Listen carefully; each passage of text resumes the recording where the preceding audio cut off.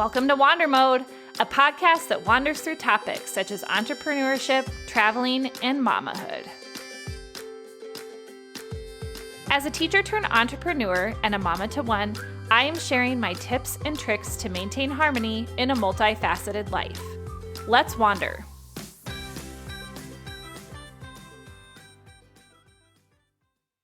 Thanks for joining me for another episode. I am your host, Julie Thomas, and today I will discuss some of the realities of traveling with kids. I will provide you with a few travel strategies, and I will explain why you should definitely embrace the adventure.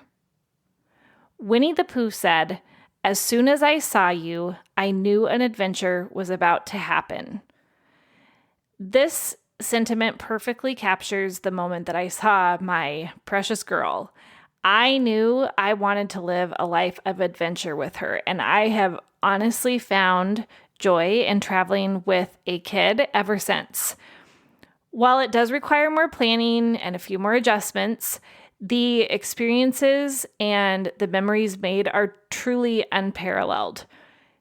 There are a few things that I want to note before I dive in. First, this episode primarily focuses on air travel with kids. While there are a lot of methods out there, such as road trips, RV, boat travel, the content in this episode is geared toward flying. If you can apply that to what you are doing or how you are traveling, go for it. Second, our little unit of 3 does not have any medical issues at this point in time that would require additional planning, preparation, or any sort of consultation with healthcare professionals. So I'm going to mention that it is essential as a parent that you are addressing the unique needs of each of your kids when considering travel based on access to medical facilities or equipment. And then finally, this advice isn't influenced by financial considerations.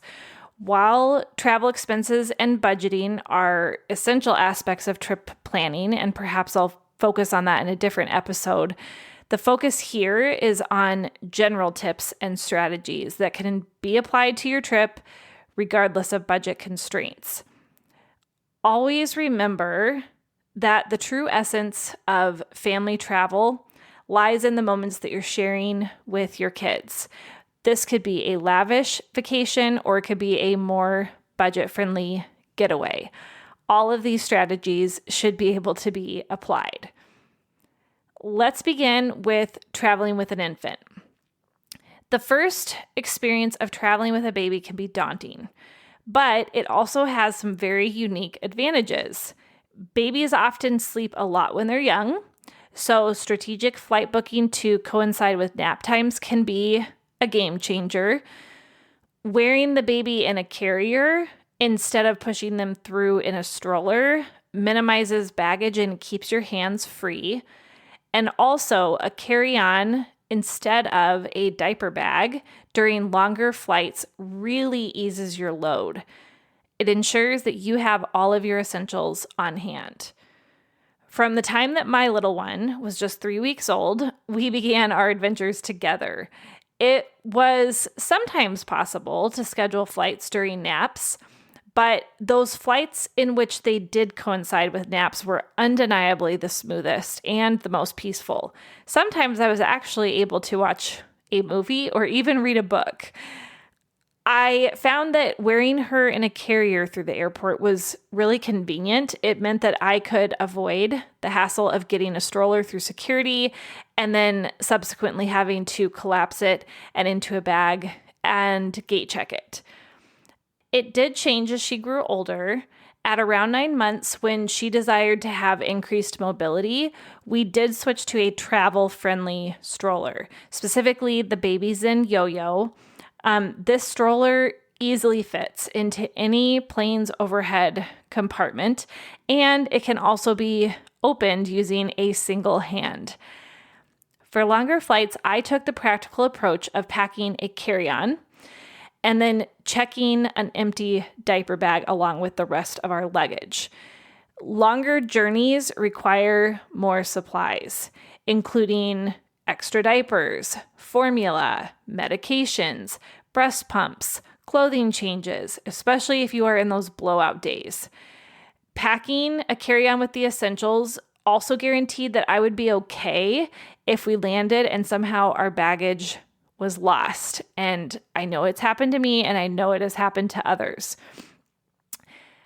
Having that carry-on meant that I knew I would have enough to get by until I was reunited with my luggage. Another reason I like using a carry-on is because it gives you space to carry all of those important medications. Now, your child may have required medications, but I'm even talking like general medications in the case that things happen on the trip. I pack, when we travel anywhere, allergy medication, Tylenol, cough medicine, potential things for her ears. You do not want to be caught in another country without these items. Domestic travel is perhaps a little less worrisome, but regardless, I have just gotten used to having a bag packed with any potential medications I might need, and it goes with us everywhere. Traveling and packing at this stage with kids is really all about staying prepared and making thoughtful decisions.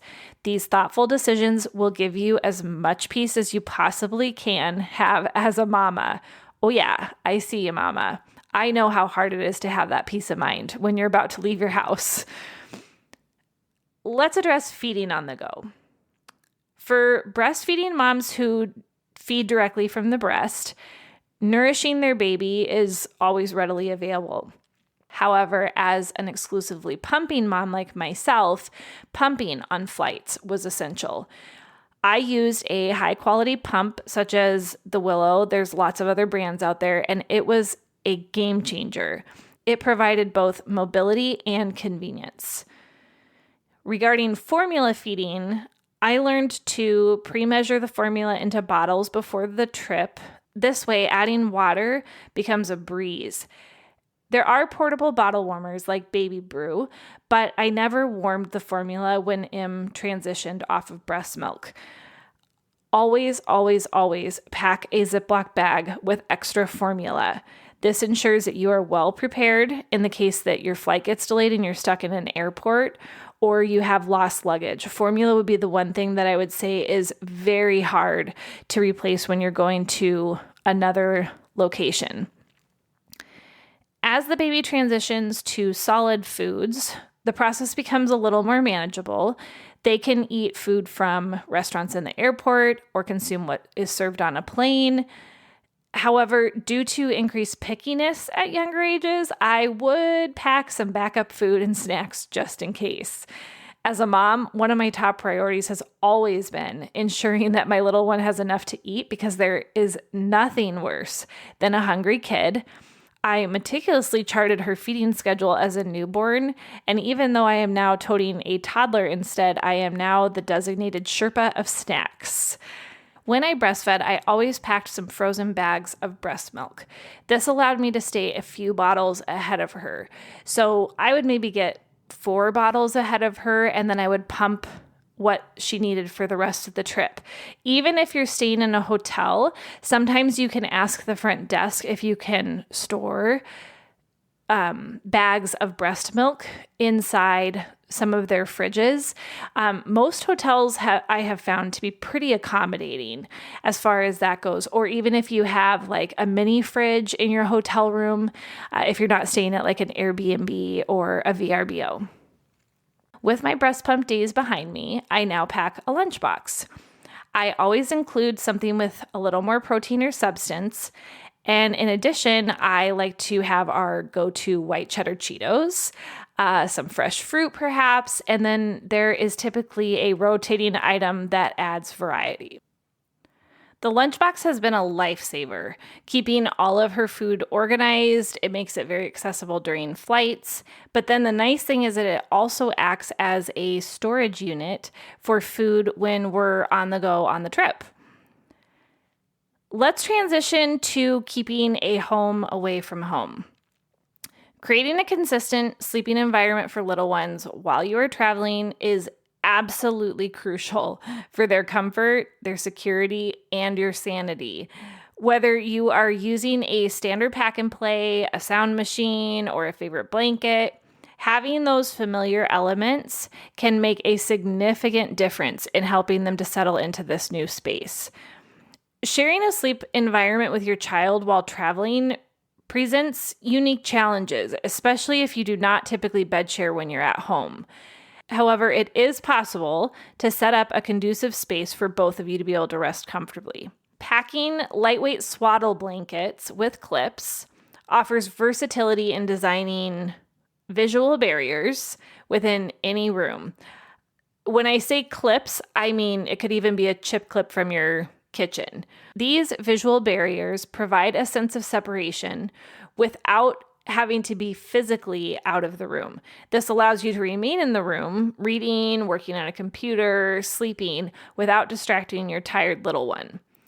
Additionally, there are products out there on Amazon that are relatively inexpensive that assist you in blacking out windows. These blackout solutions become especially important if you are traveling with a significant time change, or if you're staying in a place where natural light might disrupt your child's sleep patterns. For example, if you go to Alaska in the summer, they have a lot of hours of daylight, and that would be incredibly disruptive to a little one being able to get to sleep if there's that much light coming into the room. A well-rested child means a more enjoyable and stress-free journey for the entire family. Building these sleep forts is a skill that I have honed to perfection.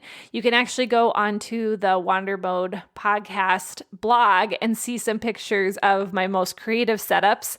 I have used anything from luggage to chairs to lamps, you name it. Thankfully, Em has always been a great sleeper. And having those familiar sleep essentials on hand as we travel has allowed us to create the perfect sleep oasis wherever it is that we go. As she has grown older and she now sleeps in a Hiccapop blow-up toddler bed, constructing those sleep forts has become a little more challenging. So we've adapted. Our strategy now involves getting her settled into bed. And then if we're in an Airbnb or a VRBO, obviously it makes it pretty easy to just be in another room. But if we're in a hotel, we will usually just step into the hallway and then use our WiseCam monitor to watch until she drifts off. Once she's fast asleep, we quietly re-enter the room.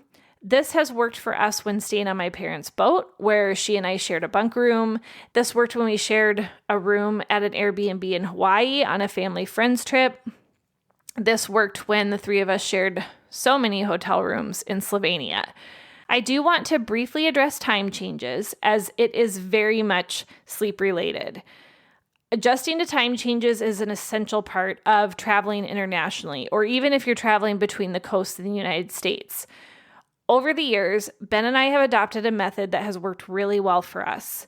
We force our clocks to align no matter what with the destination's local time. When we land at a new destination, even if our bodies are telling us it's nighttime, we push ourselves to stay awake and active during the day.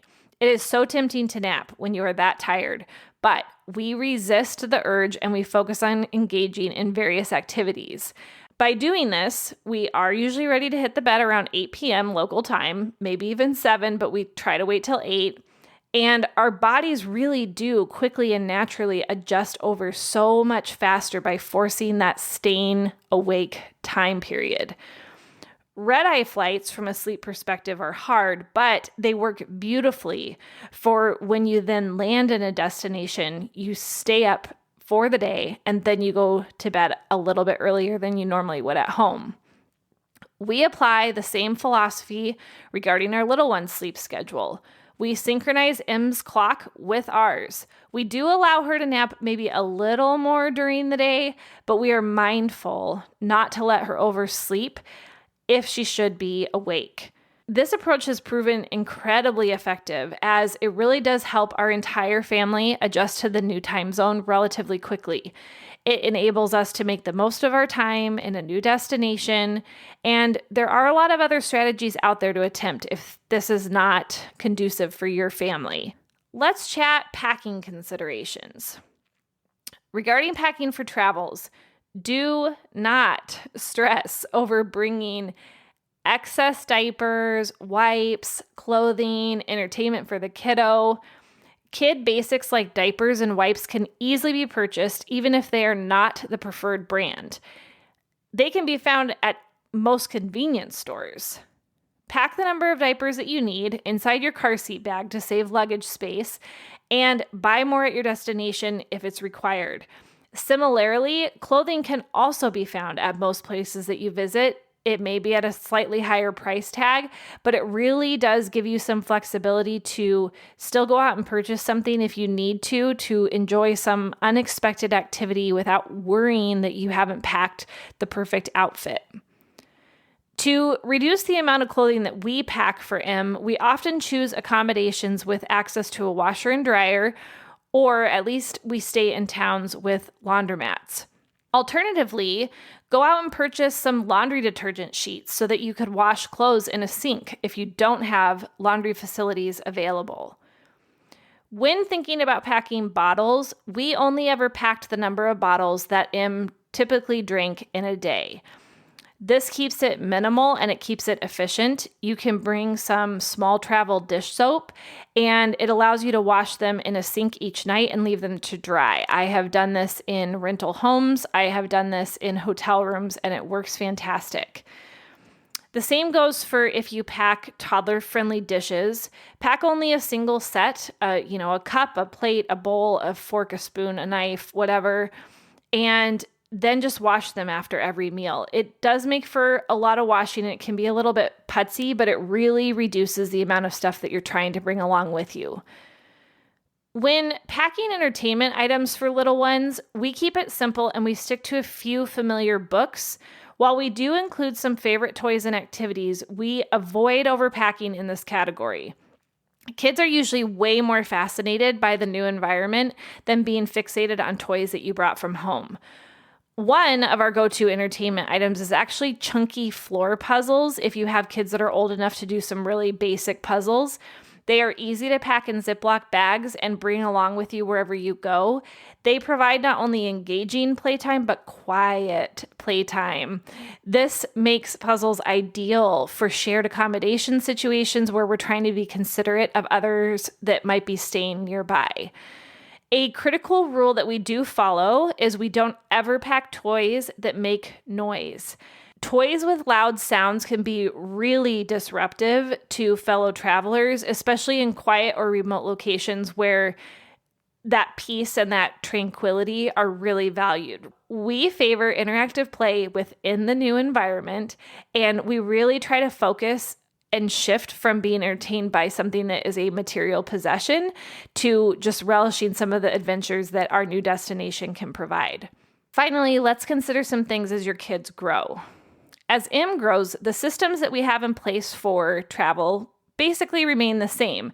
They do continue to revolve around transport, like car seats, or food and sleeping arrangements, entertainment, packing, but the tools and items that we use now differ from what we used in earlier years.